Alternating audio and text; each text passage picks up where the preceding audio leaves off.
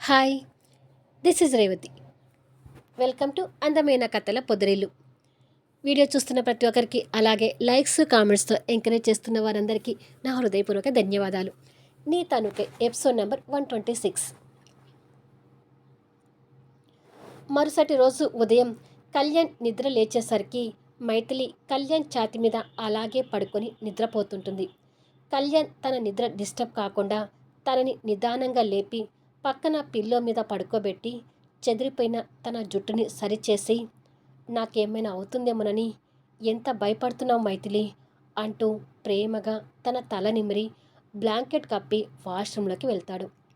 కొద్దిసేపటికి కళ్యాణ్ బయటికి వచ్చేసరికి మైథిలి అప్పుడే నిద్రలేస్తుంటుంది. కళ్ళు తెరవగానే ఎదురుగా బావ కనిపించేసరికి నవ్వుతూ, నువ్వు లోయలో పడలేదు కదా బావా, మంచిగానే ఉన్నావు కదా అని అడుగుతుంది. నేనేమి లోయలో పడలేదురా, బాగానే ఉన్నాను అంటూ తన పక్కన కూర్చుంటాడు. నువ్వు లోయలో అస్సలు పడొద్దు బావా అంటుంది అమాయకంగా. మైథిలికి లోయ ప్రమాదం గురించి ఎంతవరకు గుర్తుంది అని అనుకొని, నేను లోయలో పడతానని నువ్వు ఎలా అనుకుంటున్నావు మైథిలి అని అడుగుతాడు. ఏమో బావా, నాకు అలా అనిపిస్తుంది, నువ్వు లోయలో పడిపోతావని నాకు భయం వేస్తుంది అని అంటూ కళ్యాణ్ని గట్టిగా పట్టుకుంటుంది. కళ్యాణ్ తన్ని దగ్గర తీసుకొని, నేను గుర్తు ఉన్నట్టే మైథిలికి ఆ లోయలో జరిగిన ప్రమాదం కూడా కాస్త గుర్తు ఉందేమో, అందుకే దాని గురించి తలుచుకొని భయపడుతుంది అని మనసులో అనుకొని మైథిలికి బ్రష్ పేస్ట్ ఇచ్చి, బ్రష్ చేసి ఫ్రెష్ అప్ అవ్వు మైథిలి అంటాడు. సరే బావా అంటూ వాటిని తీసుకుంటుంది. కొద్దిసేపటికి తను ఫ్రెష్ అప్ అయ్యాక తనని తీసుకుని కిందికి వస్తాడు. ఎప్పటిలాగానే అనసూయం గారిని రాములమ్మని చూసి భయపడుతూ కళ్యాణ్ వెనుక దాక్కుంటుంది. భయపడొద్దు మైథిలి, వాళ్ళకి కూడా నువ్వంటే చాలా ఇష్టం, ఇలా ముందుకురా అని తన్ని ముందుకు తీసుకొచ్చి నిలబెడతాడు. రాత్రి బాగా నిద్రపోయావా తల్లి అని అడుగుతుంది అనసూయం గారు మనవరాల వైపు జాలిగా చూస్తూ. ఓ పోయాను, కానీ రాత్రి బావ లోయలో పడేవాడు అని అంటుంది అమాయకంగా. అనసూయం గారికి ఆ మాటలు అర్థం కాక కళ్యాణ్ వైపు చూస్తుంది. నేను లోయలో పడతానని రాత్రి కలవరించి భయపడింది గ్రాని, అందుకే అలా అంటుంది అని అంటాడు. అవునా, కలలో కూడా నీకేమైనా ప్రమాదం జరుగుతుందేమోనని ఈ పిచ్చి తల్లి భయపడుతుందన్నమాట. సరేలే, తను తీసుకెళ్ళి బ్రేక్ఫాస్ట్ తినిపించు అని చెప్తుంది అనసూయం గారు. కొద్దిసేపటికి కళ్యాణ్ తనకి బ్రేక్ఫాస్ట్ తినిపించి టాబ్లెట్స్ వేసి సోఫాలో కూర్చోబెడతాడు. బాబుని ఎత్తుకొని మైథిలి పక్కనే కూర్చొని, ఈ బాబుని నీకు ఎప్పుడైనా చూసినట్టుగా గుర్తొస్తుందా మైథిలి అని అడుగుతాడు. లేదు బావా అంటుంది బాబుని చేతిలోకి తీసుకొని. బాబుతో నవ్వుతూ మాట్లాడుతూ చిన్న పాపలా ఆడించినట్టుగా ఆడిస్తుంటుంది. అందరినీ చూసి భయపడుతున్నట్టుగా మైథిలి బాబుని చూసి భయపడటం లేదు, అలా అని బాబు తనకి గుర్తులేడు అని ఆలోచిస్తుంటాడు కళ్యాణ్. కొద్దిసేపటికి కళ్యాణ్ మైథిలి నుంచి బాబుని తీసుకొని, బాబు స్నానం చేసే టైం అయింది, బాబుని రాములమ్మకి ఇచ్చేద్దాం అని అంటాడు. సరే బావా, వెళ్ళి స్నానం చేసిరా బాబు అని బాబుకు ముద్దుగా చెప్తుంది. కొద్దిసేపటికి ఆర్య, అర్జున్ మైథిలిని చూడటానికి అక్కడికి వస్తారు. మైథిలిని చూసి సంతోషపడుతూ హాయ్ మైథిలి అంటాడు ఆర్య. కానీ మైథిలి వాళ్ళని చూసి కూడా భయపడుతూ కళ్యాణ్ వెనుకగా వచ్చి దాక్కొని, వాళ్ళని పంపించు బావా అంటుంది అమాయకంగా. తన పరిస్థితికి అర్జున్, ఆర్య మొహాలు చూసుకొని బాధపడుతుంటారు. మైథిలి ఎవరిని చూసినా ఇలాగే భయపడుతుందిరా, ఇప్పుడే కాస్త బాబుకి దగ్గరవుతుంది, నిదానంగా తనకి అందరూ గుర్తొచ్చేలా చూడాలి అంటాడు కళ్యాణ్. అవును, నాకు ఎవ్వరూ గుర్తు రావడం లేదు, మీరందరూ వెళ్ళిపోండి అని అంటుంది కళ్యాణ్ వెనుక నిలబడి పిచ్చి చూపులు చూస్తూ. తప్పు మైథిలి, అలా అనకూడదు, ఆర్య, అర్జున్ కూడా నీ మంచి కోరే ఫ్రెండ్స్ అని చెప్తూ తనని ముందుకు తీసుకొస్తాడు. మైథిలి వాళ్ళని చూస్తూ, నేను ఎప్పుడూ వీళ్ళని చూడలేదు, వీళ్ళు నా ఫ్రెండ్స్ కాదు అని మొండిగా వాదిస్తూ కళ్యాణ్ని భయంతో గట్టిగా పట్టుకుంటుంది. సరే మైథిలి, వాళ్ళు నీ ఫ్రెండ్స్ కాదు ఓకేనా అంటూ మైథిలికి సర్ది చెప్తాడు కళ్యాణ్. సరే అన్నట్టుగా మైథిలి తల ఊపుతుంది. తను ఎక్కువగా టెన్షన్ పడకూడదని డాక్టర్ చెప్పారు. అందుకే తనకి అన్నీ నిదానంగా గుర్తు చేయాలి అని అంటాడు కళ్యాణ్ స్నేహితులిద్దరిని ఉద్దేశిస్తూ. కానీ మైథిలి కళ్యాణ్తో ప్రవర్తించే తీరును చూసి ఈ ఇద్దరు ఆశ్చర్యపోతుంటారు. కొద్దిసేపటికి మైథిలి వాళ్ళ ముందే కళ్యాణ్ ఒడిలో పడుకొని ఈ లోకంలో లేనట్టుగా పిచ్చి పిచ్చిగా మాట్లాడుతూ నవ్వుతుంటుంది. అర్జున్, ఆర్య, అనసూయం గారు వాళ్ళకి ఎదురుగా సోఫాలో కూర్చొని ఉంటారు. రే కళ్యాణ్, మైథిలి నిన్ను బావా అని పిలవటం ఎప్పుడు వినలేదు కదా, మరి ఇప్పుడు కొత్తగా నిన్ను బావా అని పిలుస్తుందేంటి అని అడుగుతాడు అర్జున్. లేదు అర్జున్, నన్ను ప్రేమిస్తున్నట్టుగా తను నాకు చెప్తూ బావా అని పిలిచేది. కానీ నేనప్పుడు తన ప్రేమను అర్థం చేసుకోలేక బావా అని పిలవకు, నాకు చిరాగ్గా ఉందని చెప్పాను. ఆ క్షణం నుంచి నన్ను అలా పిలవడం మానేసింది. కానీ మనసులో మాత్రం నన్ను బావా అని ముద్రించుకుందని ఈ విధంగా తెలుస్తుంది అని అంటాడు తన గురించి బాధపడుతూ. మరి అందరినీ మర్చిపోయి నిన్ను మాత్రమే గుర్తుపెట్టుకోవడం ఏంటి? అది కూడా బావా అని పిలుస్తూ నిన్ను వదిలిపెట్టకుండా ఉంటుందేంటి అని అడుగుతాడు ఆర్య. దానికి కూడా కారణం ఉందా ఆర్య? నేను తనని బలాత్కారం చేసే టైంలో నేను ప్రమాదంలో పడ్డాను. ఆ క్షణం మైథిలి స్థానంలో ఇంకెవరైనా ఉండి ఉంటే నన్ను ఆ పరిస్థితుల్లోని వదిలేసిపోయేవాళ్ళు. కానీ ఈ పిచ్చిది నన్ను అమితంగా ప్రేమించింది కాబట్టే నన్ను అలా చూసి తట్టుకోలేక బావా అని పిలుస్తూ వచ్చి నన్ను రక్షించింది. తను లోయలో పడే ముందు ఆ క్షణంలో నేను తప్ప ఇంకెవరూ లేరు. అందుకే బావా అని తన పిలుపు నా మీద తనకి ఉన్న ప్రేమ తన మనసులో అలాగే నిలిచిపోయింది. అందుకే ఎవరిని గుర్తుపట్టకుండా నన్ను మాత్రమే గుర్తుపడుతుంది అంటూ చెప్తూ కన్నీళ్ళు పెట్టుకుంటాడు. బావా, నువ్వెందుకు ఏడుస్తున్నావు? ఏడవకు అంటూ మైథిలి మధ్య మధ్యలో మాటలు అందుకుంటూ ఉంటుంది. మైథిలి అమాయకత్వం చూసి ఈ ముగ్గురు బాధపడుతుంటారు. ఏమైనా నేను మైథిలికి తీరని అన్యాయం చేశాన్రా.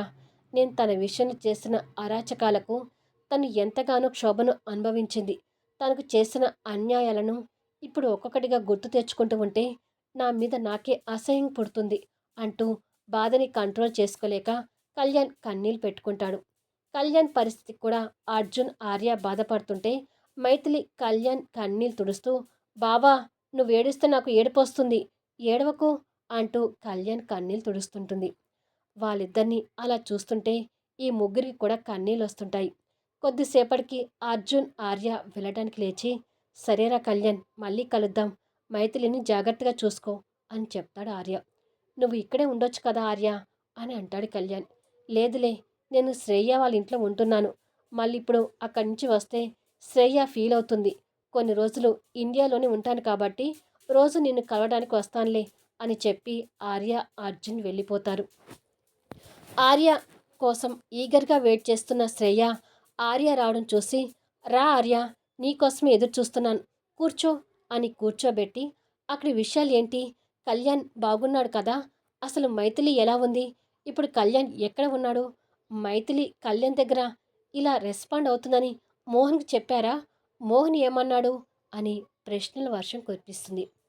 అబ్బా శ్రేయ, అన్ని ప్రశ్నలు ఒకేసారి అడిగితే నేను ఎలా సమాధానం చెప్పను? ముందు రిలాక్స్గా కూర్చో, మాట్లాడతాను అంటూ తనని కూర్చోబెడతాడు. కళ్యాణ్ మీద తనకున్న ప్రేమే అలా మాట్లాడిస్తుంది ఆర్య అంటూ శ్రేయ పేరెంట్స్ కూడా అక్కడికి వచ్చి కూర్చుంటారు. కళ్యాణ్ మీద నీ ఒపీనియన్ ఇకనైనా మార్చుకుంటే మంచిది శ్రేయ. కళ్యాణ్ ఇంతకు ముందులా కాదు. మైథిలి విషయంలో చాలా మారిపోయాడు.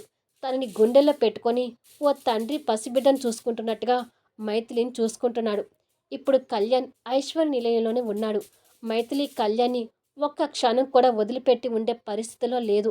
అందుకే కళ్యాణ్ మైథిలి దగ్గరే ఉండిపోయాడు అని ఉన్న విషయాలు చెప్తాడు. ఆర్య మాటలు విని శ్రేయ నీరసించిపోయి, ఒరే మోహన్, ఎక్కడ చచ్చావురా? ఇప్పుడు నువ్వే నాకు దిక్కు అని అనుకుంటుంది మనసులో. కొద్దిసేపటికి తాళం వేసి ఉన్న రాజేశ్వరి ఇంటి ముందు శ్రేయ పడిగాపులు కాస్తూ, ఈ టైంకి రావాల్సిందే కదా, ఇంకా రావట్లేదేంటి అని అనుకుంటూ వాళ్ళ కోసం ఎదురు చూస్తుంటుంది. అలా శ్రేయ కొద్దిసేపు ఎదురు చూడగా క్యాబ్ ఇంటి ముందు ఆగుతుంది. క్యాబ్లో నుంచి మోహన్ దిగగానే, అమ్మయ్య, బతికిపోయాను. ఇప్పుడు కళ్యాణ్ మైథిలి గురించి ఉన్నవి లేనివి చెప్పి ఈ మైథిలిని ఎలాగైనా కళ్యాణ్కి దూరం చేసి మైథిలిని ఇక్కడికి తీసుకొచ్చే ప్రయత్నం చేయించాలి అని అనుకుంటూ ఉండగా రాజేశ్వరి, సూర్య కూడా కారు దిగి ఆ ముగ్గురు శ్రేయని చూసి ఆశ్చర్యపోతుంటారు. శ్రేయ లేని ప్రేమను ఒలకబోస్తూ పెద్దమ్మా అంటూ దగ్గరికి వెళ్ళి తన చేతిలో ఉన్న లగేజ్ అందుకొని తిరుపతి ప్రయాణం బాగా జరిగిందా పెద్దమ్మా అని అడుగుతుంది. బాగానే జరిగింది కానీ నువ్వేంటి మా ఇంటి దగ్గర ఉన్నావు అని అడుగుతుంది రాజేశ్వరి. మనం లేవు కదమ్మా, మన ఇంటికి సెక్యూరిటీ లాగా కాపలాగా ఉందేమో అంటాడు సూర్య తన వైపు కాస్త కోపంగా చూస్తూ. శ్రేయ రావడం మోహన్ కూడా అనుమానంగా చూస్తుంటాడు.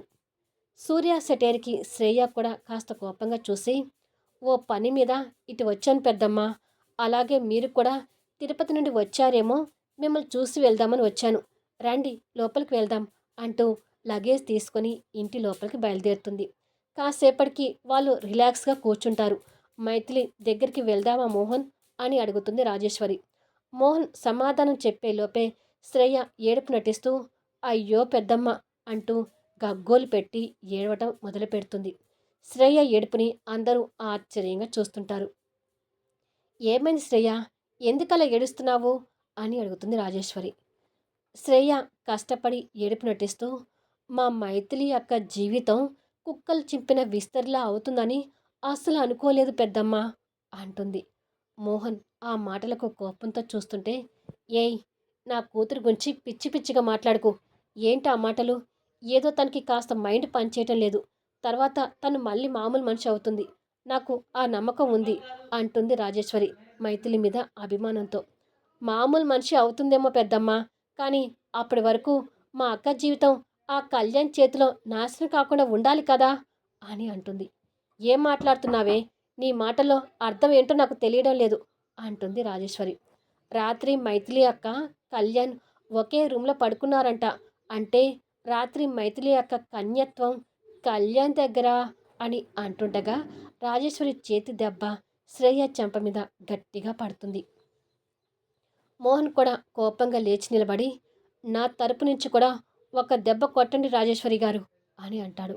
మోహన్ మాటలకే శ్రేయ కోపంగా చూస్తూ, ఇక్కడ మీతో తీరిగ్గా చెంపదెబ్బలు తినటానికి రాలేదు, ఉన్న విషయం చెప్తున్నాను, అయినా కళ్యాణ్ గురించి ఇంకా మా పెద్దమ్మ దగ్గర దాచిపెట్టడం ఎందుకు మోహన్, మా అక్కని ఆ కళ్యాణ్ ఎన్ని రకాలుగా ఇబ్బంది పెట్టాడో, మా అక్క తనువుకి ఎలా వెలకట్టాడో మా పెద్దమ్మకి అన్నీ చెప్పొచ్చు కదా అని అంటుంది. ఆ మాటలకు రాజేశ్వరి, సూర్య ఆశ్చర్యపోతుంటే మోహన్ ఇబ్బందిగా తలదించుకుంటాడు. అసలు ఇది ఏం మాట్లాడుతుంది మోహన్, నా కూతురి శీలం ఆ కళ్యాణ్ వెలకట్టడం ఏంటి అని అడుగుతుంది రాజేశ్వరి కంగారు పడుతూ. కంగారు పడకమ్మా, ఈ పిచ్చి కుక్క పిచ్చి కూతురు కూస్తుంది అంటాడు సూర్య శ్రేయ వైపు కోపంగా చూస్తూ. ఇది పిచ్చి కూతులు కాదు సూర్య, ఇప్పుడు శ్రేయ చెప్పింది నిజమే అంటాడు మోహన్. శ్రేయ పొగ్గరగా సూర్య వైపు చూస్తుంటుంది. ఏమంటున్నారు మోహన్ గారు, దీని మాటలు నిజం కావడం ఏంటి అని అడుగుతాడు సూర్య. రాజేశ్వరి కూడా కంగారు పడుతూ చూస్తుంటుంది. అవును సూర్య, నిజమే, కళ్యాణ్ మీరు అనుకున్నంత మంచివాడు కాదు. ఓ సందర్భంలో మైథిలి కళ్యాణ్ దుర్మార్గాలని ఓ స్నేహితురాలుగా నాకు చెప్పింది. 3 కోరికలు అంటూ కళ్యాణ్ మైథిలిని కాల్చుకు తిన్నాడు అంటూ మోహన్ వాళ్ళిద్దరికీ కాలేజీలో జరిగిన విషయాల దగ్గర నుంచి లోయలో బలాత్కారం చేయబోయిన విషయాల వరకు అన్నీ చెప్తాడు. రాజేశ్వరి అదంతా విని కళ్ళు తిరిగి కింద పడబోతుంటుంది. రాజేశ్వరి గారు అంటూ మోహన్ రాజేశ్వరి గారిని పట్టుకొని సోఫాలో కూర్చోబెట్టి, సూర్య త్వరగా నీళ్లు తీసుకురా అని అంటాడు. మోహన్ రాజేశ్వరి గారి మొహం మీద నీళ్లు చల్లి తనని స్పృహలోకి తీసుకొస్తాడు. శ్రేయ ఆశ్చర్యంగా ఆలోచిస్తూ, ఓహో, కళ్యాణ్ ఆ మైథిలి మీద 3 కోరికలు పెట్టుకున్నాడా, ఇక్కడ నాకు తెలియని విషయాలు కూడా తెలిసాయి అని అనుకుంది. అంటే ప్రత్యేకించి 3 కోరికలు అనే విషయాలు అందరికీ తెలియదు, మోహన్ ద్వారా ఇప్పుడు శ్రేయకి తెలిసింది. రాజేశ్వరి గారు నిదానంగా కళ్ళు తెరిచి లేచి కూర్చొని మోహన్ చెప్పిందంతా గుర్తు తెచ్చుకుంటూ, నా కూతురు ఇన్ని ఇబ్బందులు పడిందా అని బోర్న ఏడుస్తుంటుంది. సూర్యకి కూడా కళ్యాణ్ మీద ఉన్న గౌరవం పోయి ఆ స్థానంలో ద్వేషం కలుగుతూ కన్నీళ్ళు పెట్టుకుంటాడు. శ్రేయ కన్నీళ్ళు నటిస్తూ, ఇప్పుడైనా మీరు అక్కడికి వెళ్ళి మైథిలి అక్కని ఇక్కడికి తీసుకురాని పెద్దమ్మా, అక్కడే ఉంటే తన జీవితం ఏమవుతుందేమోనని నాకు కంగారుగా ఉంది అంటూ కన్నీళ్ళు తుడుచుకుంటుంది. అవును మోహన్, నా కూతురు ఆ నీచుడి దగ్గర ఉండటానికి వీల్లేదు. నా కూతుర్ని నా దగ్గరికి తీసుకొచ్చుకుంటాను. ఇప్పుడే వెళ్ళి మైథిలిని ఇక్కడికి తీసుకొచ్చుకుందాం మోహన్ అంటూ సోఫా నుంచి లేస్తుంది రాజేశ్వరి గారు. సరేనండి, ఇప్పుడే ఇద్దరం వెళ్ళి తనని తీసుకొద్దాం, మీరు కంగారు పడకండి అంటూ రాజేశ్వరిని తీసుకొని మోహన్ బయలుదేరబోతుంటే, అమ్మా నేను కూడా వస్తాను అంటాడు సూర్య కన్నీళ్ళు పెట్టుకుంటూ. వద్దు సూర్య, నేను మోహన్ వెళ్ళి అక్కని తీసుకొని వస్తాము, నువ్వు ఇంట్లోనే ఉండు అని చెప్పి రాజేశ్వరి గారు మోహన్ బయలుదేరుతారు. సూర్య ఏడుస్తూ కూర్చుంటే శ్రేయ నవ్వుతూ, చెంపదెబ్బ తింటే తిన్నాను కానీ ఇప్పుడు కథ రసవంతరంగా మారి వాళ్ళ మధ్య పెద్ద యుద్ధమే జరగబోతుంది. ఆ యుద్ధంలో ఎవరికి ఎన్ని దెబ్బలు తిట్లు పడినా నాకు సంబంధం లేదు కానీ మైథిలి కళ్యాణ్ నుంచి విడిపోయి ఇక్కడికి రావాలి, నాకు కావాల్సింది జరిగితే చాలు అని అనుకొని సంతోషపడుతుండగా ఆర్య దగ్గర నుంచి తనకి కాల్ వస్తుంటుంది. ఫోన్ లిఫ్ట్ చేసి చెప్పు ఆర్య అని అంటుంది. ఇంట్లో లేవు, ఎక్కడికి వెళ్ళావు శ్రేయ అని అడుగుతాడు ఆర్య. మా పెద్దమ్మ వాళ్ళు తిరుపతి నుండి వచ్చారని తెలిసి పెద్దమ్మని కలిసిపోదామని వచ్చాను అని అంటుంది శ్రేయ. మీ పెద్దమ్మని కలవడానికి వెళ్ళావా, లేక కళ్యాణ్ మీద లేనిపోని చాడీలు చెప్పడానికి వెళ్ళావా అని అడుగుతాడు ఆర్య అనుమానంగా. అయ్యో, నేనెందుకు చాడీలు చెప్తాను ఆర్య, అదేమీ లేదు అంటుంది శ్రేయ కాస్త తడబడుతూ. కానీ అప్పటికే ఆర్య శ్రేయ తడబాటు అర్థం చేసుకొని, మోహన్ అక్కడే ఉన్నాడా అని అడుగుతాడు. లేదు, మైథిలిని చూడ్డానికి మా పెద్దమ్మ మోహన్ ఐశ్వర్య నిలయానికి వెళ్ళారు అని అంటుంది. ఆర్య ఫోన్ పక్కకు తీసి, ఖచ్చితంగా ఈ శ్రేయ అక్కడ ఏదో పుల్ల పెట్టుంటుంది. రాజశ్రీ గారు మోహన్ ఐశ్వర్య నిలయానికి వెళ్ళారంటే అక్కడ కళ్యాణ్కి వీళ్ళకి మధ్య ఏదైనా గొడవ జరగవచ్చు. నేను అర్జున్ కూడా అక్కడికి వెళ్తే మంచిది అని అనుకొని, సరే శ్రేయ ఉంటాను అని ఆర్య ఫోన్ పెట్టేసి అక్కడి నుంచి బయలుదేరుతూనే అర్జున్కి కాల్ చేస్తుంటాడు. రాజేశ్వరి గారు మోహన్ ఐశ్వర్య నిలయం ముందు క్యాబ్ దిగి గార్డెన్ల నుంచి ఇంటి లోపలికి వెళ్తుండగా అక్కడ తోటమాలి పనులు చేసే సర్వెంట్స్ కళ్యాణ్ మైథిలి గురించి తప్పుగా మాట్లాడుకుంటూ, రాత్రి కళ్యాణ్ బాబు గారు మైథిలి మేడం ఒకే రూమ్లో పడుకున్నారంట, వయసులో ఉన్న ఒక ఆడ మగ ఒకే రూమ్లో పడుకొని తప్పు చేయలేదంటే ఎలా నమ్ముతారు అంటూ మాట్లాడుతుంటే రాజేశ్వరి ఆ మాటలు తట్టుకోలేకపోతుంటుంది. మోహన్ కూడా ఆ మాటలు విని కళ్యాణ్ మీద ఆవేశం తెచ్చుకుంటూ, పదండి రాజశ్రీ గారు, లోపలికి వెళ్ళి ఆ కళ్యాణ్ సంగతి తేల్చుకుందాం అంటూ ఆవేశంగా ఇద్దరు లోపలికి వెళ్తుంటారు. ఆ తర్వాత ఏం జరుగుతుంది అనేది నెక్స్ట్ వీడియోలో చూద్దాం. ఈ వీడియో ఎలా ఉంది అనేది మీ అమూల్యమైన కామెంట్స్ని తెలపండి. అలాగే కామెంట్స్ ఇచ్చి ఛానల్కి సపోర్ట్ చేయండి. మళ్ళీ నెక్స్ట్ వీడియోలో కలుద్దాము.